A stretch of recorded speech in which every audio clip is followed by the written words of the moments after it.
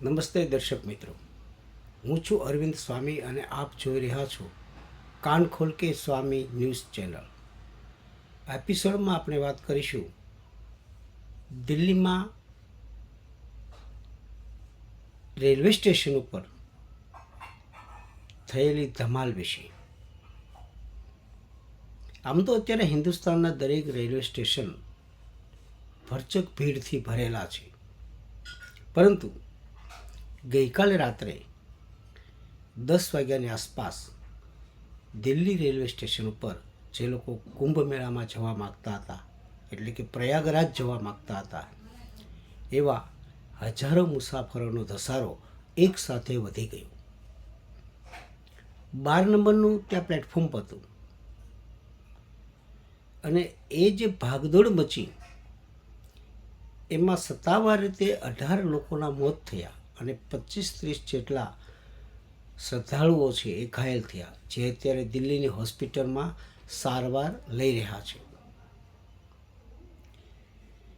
કારણ એમનું એવું છે સાહેબ કે એમાં રેલ પ્રશાસનની સીધી જવાબદારી ફિટ થાય છે. તમે જ્યારે કોઈ અંતિમ ઘડીએ કોઈ નિર્ણય બદલો એટલે એની અસર તો પડવાની જ છે. બન્યું એવું કે 12 નંબરના પ્લેટફોર્મ ઉપર હજારો મુસાફરો પ્રયાગરાજ જવા માટે ટ્રેનની રાહ જોતા ઊભા હતા અને જે ટ્રેનની એમને રાહ હતી એ ટ્રેન 2 કલાક લેટ આવી. એ દરમિયાન શું થયું? એ દરમિયાન બીજા જે લોકો હતા જેની 2 કલાક પછીની ટ્રેન હતી, એ મુસાફરો પણ એક પ્લેટફોર્મ ઉપર ભેગા થઈ ગયા 12 નંબર ઉપર. બંને ટ્રેન 12 નંબર ઉપર આવવાની હતી, એની સત્તાવાર જાહેરાત પણ રેલવે પ્રશાસન દ્વારા કરવામાં આવી હતી. પછી થયું એવું કે જ્યારે ટ્રેન આવી ત્યારે ટ્રેન 16 નંબર ઉપર આવવાની હતી, એટલે અચાનક એવી જાહેરાત કરવામાં આવી કે 12 નંબરના પ્લેટફોર્મ ઉપર જે ટ્રેન આવવાની હતી એ હવે 16 નંબરના પ્લેટફોર્મ પર આવશે. એટલે એક સાથે લોકોનો ધસારો છે એ 12 નંબરમાંથી 16 નંબર તરફ જવા માટે થઈ અને વધી ગયો. અને સ્વાભાવિક છે, આપણે 4-5 જણા હોઈએ અને 5 નંબરના પ્લેટફોર્મ પર ટ્રેન આવવાની હોય ને આપણે ત્યાં ઊભા હોઈએ અને પછી અચાનક આપણને એમ કહેવામાં આવે કે હવે તમારે 9 નંબરના પ્લેટફોર્મ ઉપર જવાનું છે, તો ઉતાવળ તો થવાની જ છે બધાને. એમ હજારો શ્રદ્ધાળુઓ છે એ 12 નંબરથી 16 નંબર ઉપર તરફથી જ્યારે જતા હતા, પેલો ફૂટ બ્રિજ આવે એના પરથી, અને ત્યારે જે ધક્કામુક્કી થઈ અને એમાં 18 લોકોના મોત થયા અને 25-30 ઘાયલ થયા. આ સરકારી દાવો કહે છે 18ના મોત થયા, એમ બિનસત્તાવાર રીતે આંકડો ઘણો મોટો હોય એવું લાગી રહ્યું છે. પરંતુ વાત અહીંયા એ છે કે સાહેબ આમાં ભૂલ કોની? તો પહેલી નજરે આમાં રેલવે પ્રશાસનની ભૂલ છે. હજારો માણસો જ્યારે એક પ્લેટફોર્મ પર ઊભા જ છે ટ્રેનની રાહ જોઈને, ત્યારે તમે અચાનક જ્યારે પ્લેટફોર્મ બદલાવો એટલે તમારે તો વિચારવું જોઈએ ને કે આટલા બધા લોકો છે એ હમણાં જ 16 નંબરના પ્લેટફોર્મ તરફ જવા માટે એક સાથે ધસારો કરશે, તો તમારે એ ટ્રેન કોઈ પણ ભોગે 12 નંબર ઉપર આવે એવા જ પ્રયાસ કરવાની જરૂર હતી, ન થઈ શક્યા. બીજી વસ્તુ, ત્યાં જે રેલવેની વિન્ડો ટિકિટ હતી ત્યાંથી જે ટિકિટ મળતી હતી એમાં એવું કહેવાય છે કે દર કલાકે 1500 ટિકિટ ત્યાંથી વિતરણ થતું હતું, એટલે 1500 ટિકિટ છે કપાતી હતી. એટલે 1500 લોકો છે એ પ્રયાગરાજ જવા માટે દર કલાકે ત્યાં ઉમટી પડતા હતા. તો રેલવેને એ ખબર હોવી જોઈએ, રેલવેના મેનેજરને ખબર હોવી જોઈએ કે એક ટ્રેનમાં માનો કે 22, 24 કે 26 ડબ્બા હોય તો સાહેબ વધુમાં વધુ 1200-1300 લોકો ત્યાંમાં જઈ શકે, એનાથી વધારે જઈ શકે નહીં. અને છતાંય તમે 2 ટ્રેનના પેસેન્જરોની 3000 ટિકિટ હોવી જોઈએ, એને બદલે તમે 5-7 હજાર ટિકિટો જો કાપો ત્યાંથી આપી દો, એટલે જે લોકોએ ટિકિટ લીધી છે એ ચડવા માટે પડાપડી કરવાના જ છે. તો આ મેનેજ પહેલેથી કરવાની જરૂર હતી. જ્યારે વિન્ડો પર તમને ભીડ દેખાતી હતી ત્યારે તમારે ટિકિટ બંધ કરી દેવાની જરૂર હતી. જો ટિકિટ બંધ થઈ હોત તો બાકીના લોકો છે એની પાસે બીજા વિકલ્પો હતા કે પછીની કોઈ ટ્રેન આવશે, બારી ખુલશે ત્યારે જઈશું, રેલવે સ્ટેશન ઉપર રાત રહી જઈશું, અથવા તો નજીકની હોટલ કે ગેસ્ટ હાઉસ ધર્મશાળા છે ત્યાં જઈશું, અથવા બીજો કોઈ બાય રોડ જવાના કાંઈ રસ્તા હોય તો એમાં પણ આપણે જઈશું. ઘણા બધા વિકલ્પ એની પાસે હતા, પરંતુ રેલવે એ ટિકિટો આપ્યા જ કરી. અને પ્લેટફોર્મ બદલ્યું એના હિસાબે આ બધી ધક્કામુક્કી થઈ છે.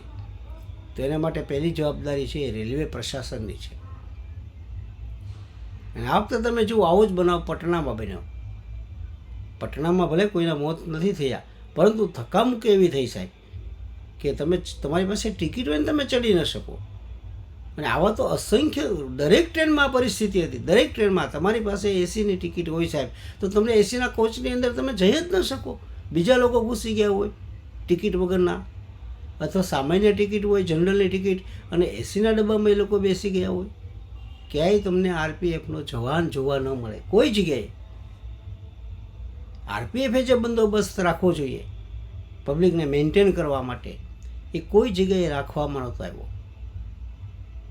રેલવે મંત્રી જે છે વૈષ્ણવ, એ સાહેબ આમાં સંપૂર્ણ નિષ્ફળ ગયા છે. કોઈ પણ જગ્યાએ તમે એમ કહેશો કે ભાઈ આટલા બધા લોકો આવે તો ટ્રેનની કંઈ, અરે ભાઈ ટ્રેનો તો પૂરતી જ છે. અને જ્યારે પહેલો કુંભ મેળો, જ્યારે પહેલો દિવસ હતો, ત્યારે યુપીની સરકાર તરફથી એવું કહેવામાં આવ્યું હતું કે 40 કરોડ જેટલા શ્રદ્ધાળુઓ આવશે. પરંતુ સાથોસાથ એવું પણ કહેવામાં આવ્યું હતું કે 60 કે 70 કરોડ લોકો આવશે ને તો પણ એને માટેને અમે બધાએ પર્યાપ્ત વ્યવસ્થા કરી છે. ત્યાં બધી વ્યવસ્થા હતી પ્રયાગમાં. પ્રયાગમાંથી કોઈ ભૂખ્યું નથી ગયું. પ્રયાગમાં બધાને સુવાનું મળ્યું જ છે. પરંતુ ટ્રાન્સપોર્ટેશન, ખાસ કરીને રેલવેનું, એની વ્યવસ્થા સારી નહોતી. કારણ કે માણસ ટિકિટ લે પછી એને ચડવા માટે કોઈ વ્યવસ્થા જ ન હોય. બીજા જ લોકો ચડી જાય, બારીના કાચ તોડી નાખે. અને 20-25 કલાકની જર્ની હોય સામાન્ય રીતે. તમે સાહેબ ટોયલેટ ન જઈ શકો, વોશરૂમમાં ન જઈ શકો, ત્યાં પણ માણસો બધા ભર્યા હોય. તો મહિલા મુસાફરો જે હોય છે એની શું હાલત થાય? બાળકો હોય છે તો એની પરિસ્થિતિ કેવી ખરાબ થાય? પરંતુ ત્યાં વ્યવસ્થા કરવા માટે એક કોઈ સ્ટેશન ઉપર કોઈ હતું જ નહીં. અને જ્યાં જ્યાં હતા એને એટલી ઓછી સંખ્યામાં હતા કે આરપીએફના જવાનો આટલી બધી સંખ્યા જોઈને એની સામે કંઈ વ્યવસ્થા જાળવવાનો પ્રયાસ કરી જ ન શકે. એટલે રેલવે પ્રશાસન દ્વારા જે પગલાઓ લેવા જોઈએ, જેની પાસે એક વિઝન હોવું જોઈએ, એવું કોઈ વિઝન નથી. અને આ રેલ મંત્રી તો કાંઈ રાજીનામું નહીં આપે. ભૂતકાળમાં એવું બન્યું હતું કે લલિત નારાયણ મિશ્રા રેલવેના મંત્રી હતા અને એક જોરદાર અકસ્માત થયો હતો, ત્યારે એમને એ રેલવે મંત્રી પદેથી પોતાનું રાજીનામું આપી દીધું હતું. આજે એવી નૈતિકતા તો નહીં રહી. તમે તમારા કામમાં, તમારા ડિપાર્ટમેન્ટમાં, તમારા ખાતામાં તમે જ્યારે નિષ્ફળ જાઓ ત્યારે એ જવાબદારી લેવા માટે કોઈ મંત્રી તૈયાર હોતા નથી. પ્રજાનું જે થવું એ થાય. નિર્દોષ લોકો, જે શ્રદ્ધાળુઓ છે, એ સાહેબ કચડાઈ જાય, પછી એના આંકડા છુપાવવામાં આવે અને સાચી હકીકત એના સ્વજનો સાહેબ શોધતા હોય, એને જવાબ આપવામાં ના આવે, આવું બધું થાય તો મને એમ લાગે છે કે જેની આ જવાબદારીમાં આવે છે ને એને તો મહાકુંભમાં એની જવાબદારી નહીં નિભાવીને એક મોટું પાપ કર્યું છે. અને કોઈ સંગમમાં એનું પાપ નહીં ધોવાય. અસ્તુ, મારો એપિસોડ આપણે ગમ્યો હોય તો લાઈક કરજો, શેર કરજો, સબસ્ક્રાઈબ કરજો અને બેલ આઇકોનનું બટન દબાવજો. અસ્તુ.